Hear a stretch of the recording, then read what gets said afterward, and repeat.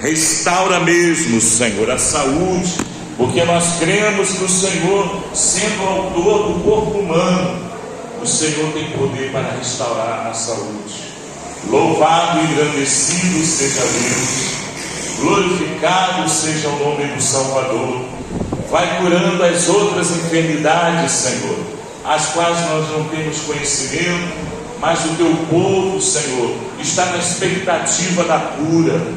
Assim como o Senhor curou o cego Bartimeu daquele problema na vista, daquela cegueira na vista, o Senhor pode curar os mais variados tipos de doença.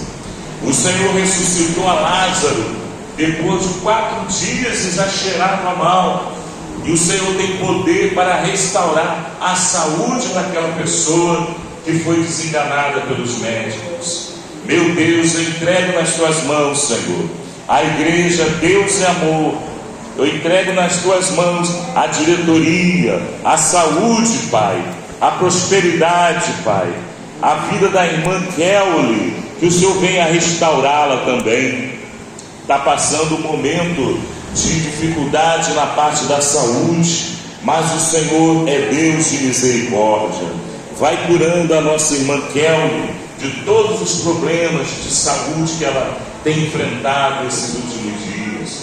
Em nome de Jesus Cristo Nazareno, Pai, confirma a bênção, confirma o milagre, meu Deus, para a glória do teu nome, que o Senhor venha operar esta noite, Senhor, de uma maneira sobrenatural, para que o nome do Senhor Jesus seja glorificado em nosso meio. Em nome de Jesus, nós agradecemos de antemão o resultado dessa oração, Pai. Muito obrigado pela minha esposa, pelo meu filho, pela minha família, pelo ministério, pela igreja Pentecostal Deus Amor. Muito obrigado, em nome do Salvador, o nosso querido Jesus. Amém, igreja? Que Deus abençoe, que Deus abençoe. Irmãos, bate palma para Jesus, bate, dá glória a Deus, bonito. Irmãos, estamos em cima de uma grande obra, é verdade, e nós sabemos que logo logo a igreja sobe. Os sinais da volta de Jesus já estão patentes, né? A igreja não estará aqui. Eu costumo lembrar os irmãos que quando Jesus voltar, ele já volta com a igreja, mas a igreja ela vai ao encontro do noivo. O Senhor Jesus, ele contou a parábola das 10 virgens. As 5 eram sábias e elas foram ao encontro do noivo. Isso quer dizer que a igreja ela será retirada da terra, e quando Jesus voltar, ele já vai voltar com a igreja, com a glória, com os anjos, e ali vai estabelecer o milênio. Amém? E depois de 1000 anos o diabo ele será solto, e depois dele ser solto ele ainda vai corromper algumas pessoas ainda, vai levantar Gog e Magog, mas no final da história a vitória é da igreja, a vitória é do Cordeiro, porque ninguém pode vencer aquele que criou o céu e a terra, não é verdade? Muita gente acha que o diabo ele quer ser mais do que Deus. O diabo ele nunca quis ser mais do que Deus. O diabo ele quis ser semelhante, é diferente, né? A Bíblia diz lá em Isaías 14, versículo 12, que o diabo ele caiu, ele foi lançado por terra, né? E nós entendemos, irmãos, que a igreja ela está preparada, está sendo preparada para reinar juntamente com o Senhor. Você está entendendo? É isso que a gente precisa saber. As outras coisas não é de nosso interesse. Saber o dia que tudo isso vai acontecer, isso não é do nosso interesse. Nós temos que estar preparados para quando tocar a última trombeta, nós sermos levados juntamente com os salvos à presença do Senhor. Os que já dormem no Senhor serão ressuscitados primeiro, mas eles subirão juntamente conosco, com o corpo glorificado diante do Senhor Jesus. Esse é um resumo da ópera. Amém? Vamos ler o texto da Bíblia? Vamos, irmãos. Graças a Deus. Vamos abrir, hoje, como a gente já deu essa introdução meio escatológica, vamos abrir em Apocalipse, tá bom? É um livro muito importante da Bíblia. E a gente tem que pregar, porque faz parte da palavra de Deus, e a gente não pode negar, né? A gente não pode obscurecer aquilo que Deus quer revelar. E a palavra Apocalipse, eles não traduziram. A tradução seria revelação, né? Apocalipse é em grego, é uma expressão grega que quer dizer revelação. Então, a revelação, ela se concentra nesse livro maravilhoso da Bíblia. Apocalipse, igreja. Vamos abrir. Louvado seja o nome do Senhor. Capítulo 12, versículo de número 7. Apocalipse, capítulo 12, versículo de número 7. Graças a Deus. Estamos aqui na igreja pentecostal Deus Amor de Lagoinha, e a nossa Bíblia já está sendo folheada no livro das Revelações, capítulo 12, versículo 7. Quem achou diz amém. Então vamos ler o texto, irmãos, para a gente ganhar tempo. 15 minutos eu prego. Quando eu posto a mensagem, se eu postar mais de 1 hora, o povo do mundo nem se interessa. Então a mensagem ela tem que ser curta e não pode ficar dando muita volta, não. Tem que ir direto naquilo que importa para nós. Amém, igreja? Então, sem enrolação, vamos ler o texto de Apocalipse, capítulo 12, versículo 7. Todos acharam? Então vamos lá. E houve batalha no céu. Miguel e os seus anjos batalharam contra o dragão, e batalhava o dragão e os seus anjos, mas não prevaleceram, nem mais o seu lugar se achou nos céus. E foi precipitado o grande dragão, a antiga serpente, chamada o Diabo e Satanás, que engana todo mundo. Ele foi precipitado na terra, e os seus anjos foram lançados com ele. Agora, olha só a palavra da redenção. E ouvi uma grande voz no céu que dizia: agora chegada está a salvação e a força e o reino do nosso Deus e o poder do seu Cristo, porque já o acusador de nossos irmãos é derribado, o qual diante do nosso Deus os acusava de dia e de noite. E esse versículo 11 aqui, é o versículo do meu batismo. Quando eu me batizei nas águas, eu dei um brado com esse versículo. E eles o venceram pelo sangue do Cordeiro e pela palavra do seu testemunho, e não amaram as suas vidas até a morte. Amém? Vamos orar, igreja. Você que trouxe a sua oferta, aproveita essa oração que a gente vai fazer e apresenta o teu voto, a tua ajuda voluntária, né? Aquilo que Deus preparou para você, com a Bíblia numa das mãos e a oferta na outra mão. Apresenta aquilo que você tem de melhor para ajudar a obra de Deus. Vamos orar, igreja, para Deus revelar nesses 10 ou 15 minutos a sua palavra. Todos orando, todos dando glória, glória, glória, glória, glória, glória. Senhor, meu Deus, meu Pai, muito obrigado, Senhor, por esta palavra tão poderosa que o Senhor nos trouxe esta noite, e que o Senhor vai desenrolar um entendimento e vai explicar o sentido desta palavra para nós aqui esta noite.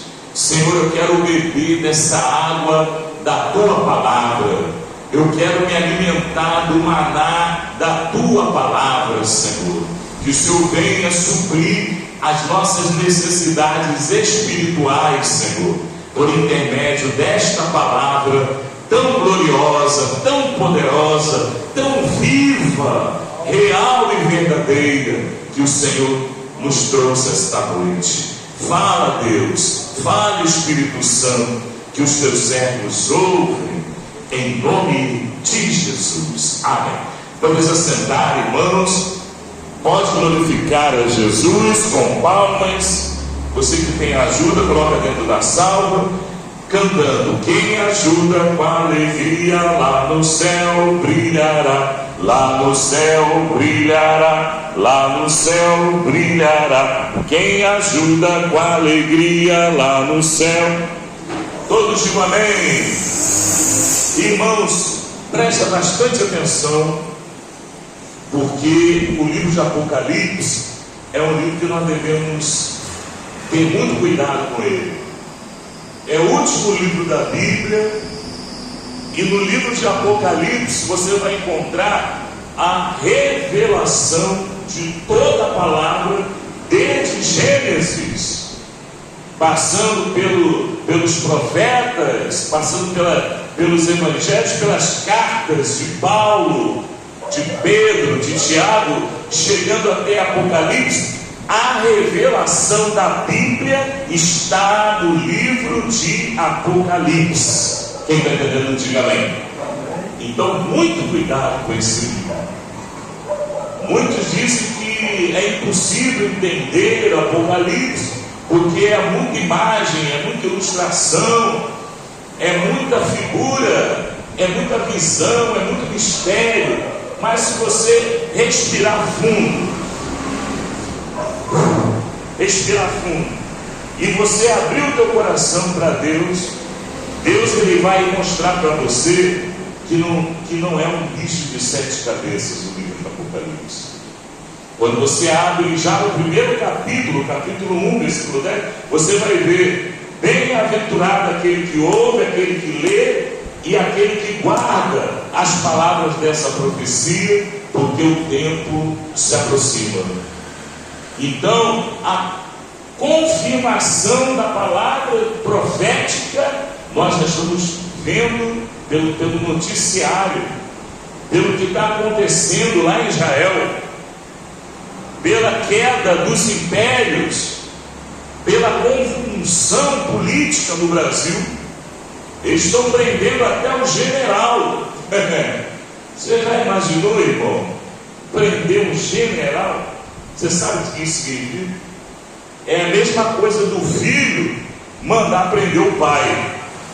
Porque durante o regime militar, quem comandava tudo era o general, era o exército. Agora parece que a coisa ficou de cabeça para baixo. Quem está entendendo, igreja? Então tudo isso aí é sinal do cumprimento da palavra de Deus. O diabo, ele anda solto por aí. Existem pregadores que dizem que o diabo está preso, está amarrado. Não, isso ainda vai se cumprir.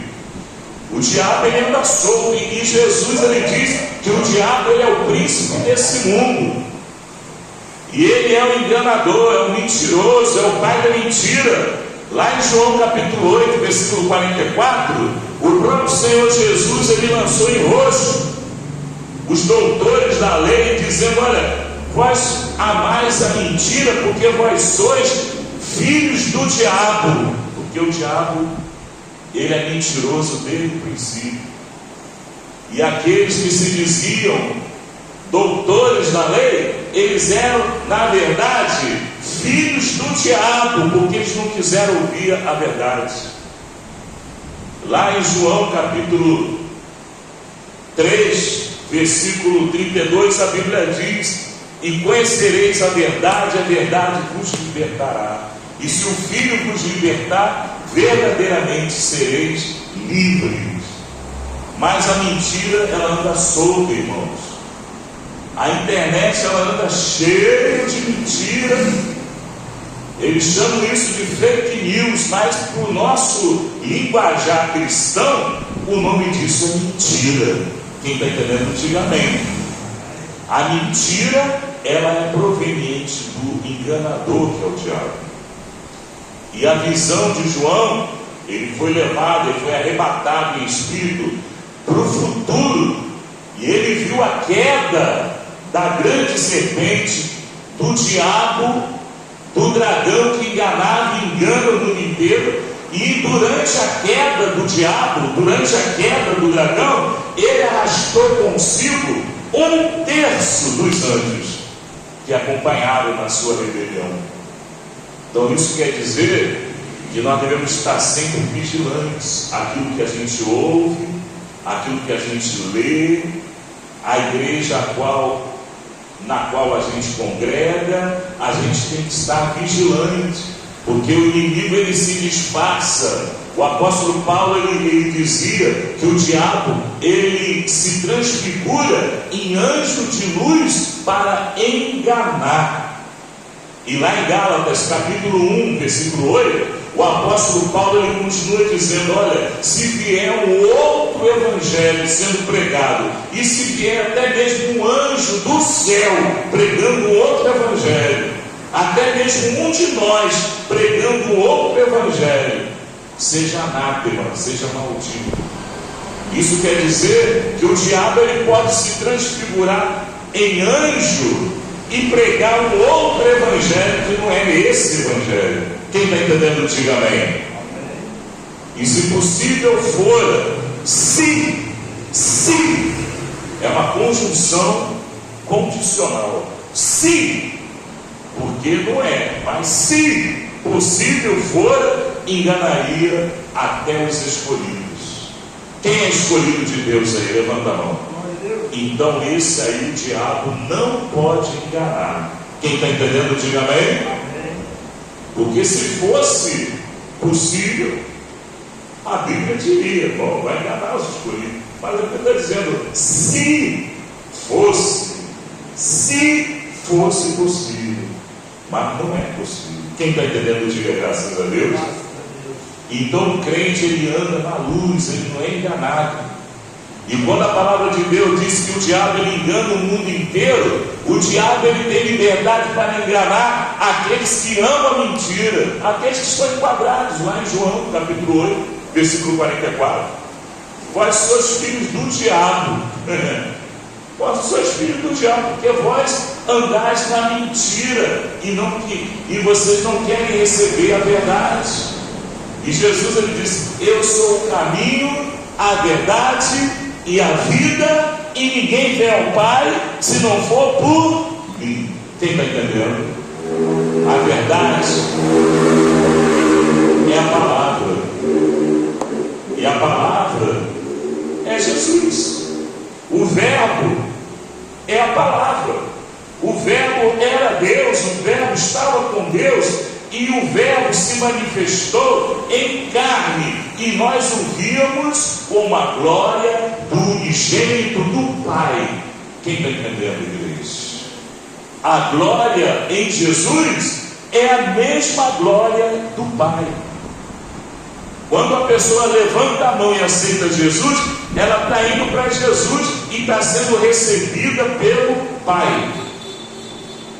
Lá em João capítulo 3, versículo 16, a Bíblia diz que Deus amou o mundo de tal maneira que entregou o seu Filho unigênito, para que todo aquele que nele crê não pereça, mas tenha a vida eterna. O Pai, ele vai receber aqueles que receberam o seu Filho, aqueles que ouviram a palavra do seu Filho, aqueles que amaram a verdade. Jesus é o caminho, a verdade e a vida.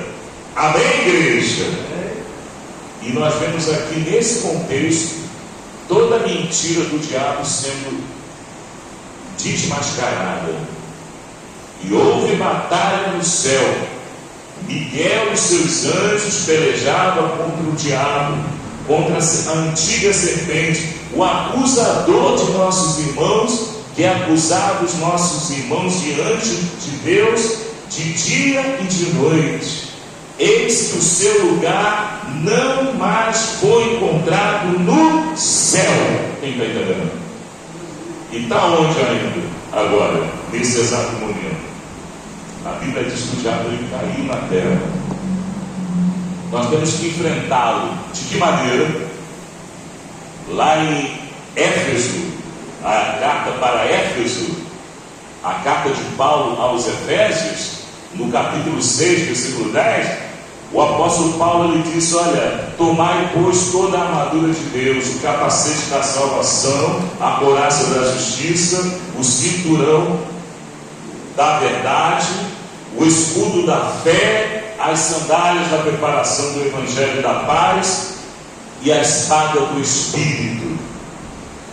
Porque a nossa luta não é contra a carne, a nossa luta não é contra sangue, mas a nossa luta é contra o diabo. Quem está entendendo, igreja?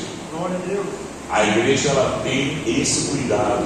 A igreja tem essa responsabilidade. A igreja não pode alisar a cabeça do diabo. A igreja ela deve vencer o diabo. E houve batalha no céu. E nós devemos pelejar em oração, porque a nossa luta não é contra a carne. A nossa luta se encontra no céu, nas regiões celestiais. Quem está entendendo? A tua batalha não é dentro da tua casa, com a tua família, com teu esposo, a tua esposa, o teu filho, a tua filha. A tua batalha não é ali. Se você está pelejando ali naquele contexto, você está no lugar errado. A tua batalha é nas regiões celestiais. O teu inimigo, ele vai ser derribado. Ele vai cair naquele grande dia onde se cumprir esta palavra. O diabo ele vai ser lançado juntamente com os seus demônios, porque não foi só um anjo que caiu. Satanás ele enganou 1/3 de toda a milícia angelical. Mas hoje nós temos a palavra de Deus. Mesmo que o inimigo ele peleje contra a igreja, nós temos a garantia que as portas do inferno não prevalecerão contra a igreja. Nós temos mais força, porque quem está conosco é maior do que quem está no mundo. Deus ele tem dado essa autoridade. Deus ele tem nos capacitado, e nós venceremos até o último dia do nosso fôlego de vida, quando nós fomos tomados ou pela morte natural ou pelo arrebatamento. E pode acontecer de a gente estar vivo fisicamente e o Espírito Santo arrebatar a igreja. Pode acontecer. Nós não sabemos nem o dia e nem a hora, não é verdade? Então nós temos que estar o quê? Preparados. Amém, igreja? A lâmpada ela tem que acender a luz. Ela tem que estar cheia do azeite, que naquela época era o querosene que eles usavam o azeite para acender as lamparinas. Precisamos estar cheios do Espírito Santo, porque no soar da última trombeta, a igreja ela tem que subir, e não vai dar tempo para a pessoa se arrumar na última hora. Jesus, ele não é igual aquele noivo que fica esperando a noiva se pentear, se arrumar toda, não. Quando Jesus ele chama a noiva já deve estar pronta. Quem está entendendo, diga amém.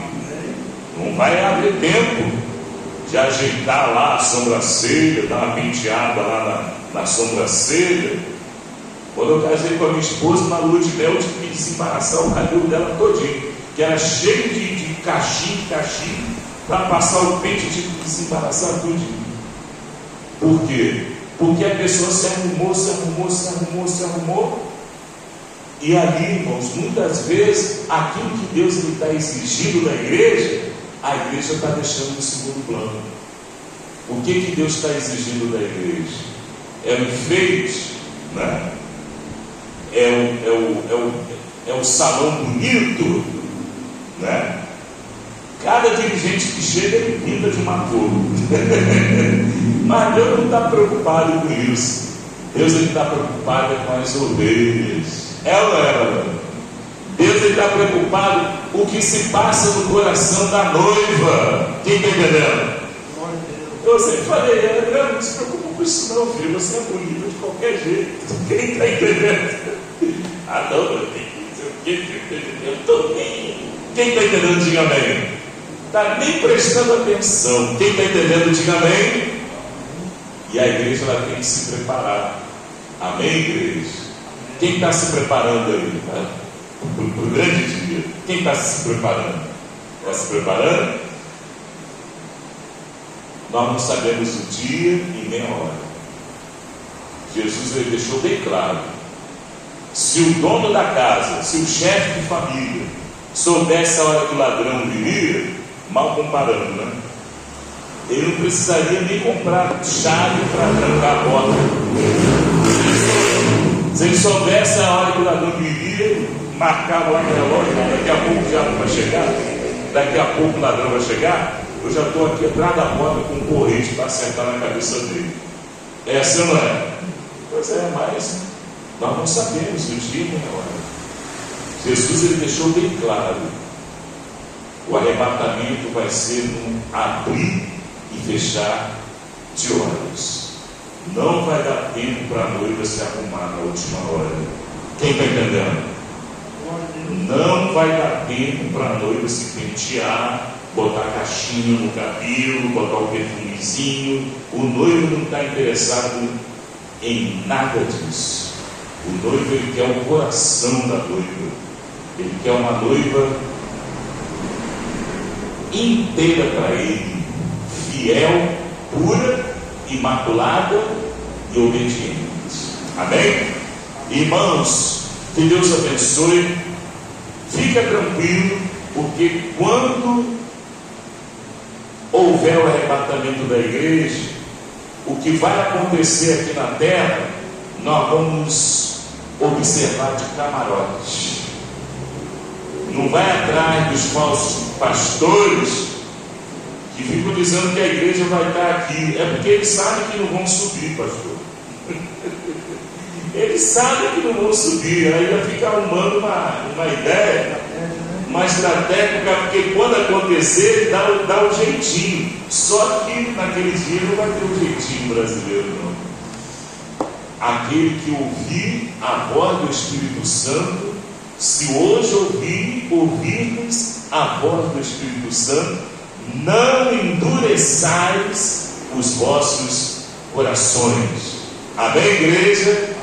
Irmão, pede para dar tempo. Ué, se você tomar a decisão hoje, se você se preparar hoje, ainda dá tempo. Mesmo que Jesus arrebate a igreja daqui a pouco, mas você já tomou a decisão de ser fiel. Amém? Vamos orar. Dá tempo. O ladrão da cruz, ele se arrependeu antes, mas depois de baixar a sepultura, ali são outros 500. Vamos orar. Todos dando glória, glória, glória. Senhor, ainda dá tempo, Pai. Que o Senhor venha cada vez mais preparar a tua igreja, capacitar os obreiros na palavra, na leitura da Bíblia, para orientar o povo, porque o pai da mentira tem enganado a muitos, Senhor. E nós estamos aqui com a responsabilidade de anunciar o Evangelho a tempo e fora de tempo, para que o nome do nosso Salvador Jesus seja glorificado, seja exaltado e a obra de Deus ela prospere cada vez mais. Abençoa os nossos mentores, abençoa os nossos líderes, abençoa o pastor Jarlão, o pastor também lá de Alcântara, abençoa a irmã Kelly. Senhor, dá saúde para esses homens. Abençoa o pastor dessa congregação porque a luta maior cai sobre os ombros deles. Que o Senhor venha capacitá-los, venha protegê-los cada vez mais para conduzir o seu rebanho. Muito obrigado, Jesus. Amém. Vamos lá. Em paz eu vim, em paz estou voltando. Vamos lá. A paz do Senhor Jesus, a paz do Senhor Jesus e a paz do Senhor Jesus. Que Deus abençoe. Então, terça-feira que vem vocês estão de folga, tá bom? Mas a outra está aí, se Deus quiser. Já vou encaixar. A outra 31? Então pula o 31 também. Pula. Ano que vem vocês vão contar a bênção. A primeira terça-feira do ano que vem. A primeira terça-feira do ano que vem, tá bom? Jesus não voltar até lá, né? Se Jesus não voltar até lá, que Deus abençoe. É verdade. Se Jesus não voltar até lá, abençoe. Cobre com o sangue, em nome de Jesus. Que Deus abençoe.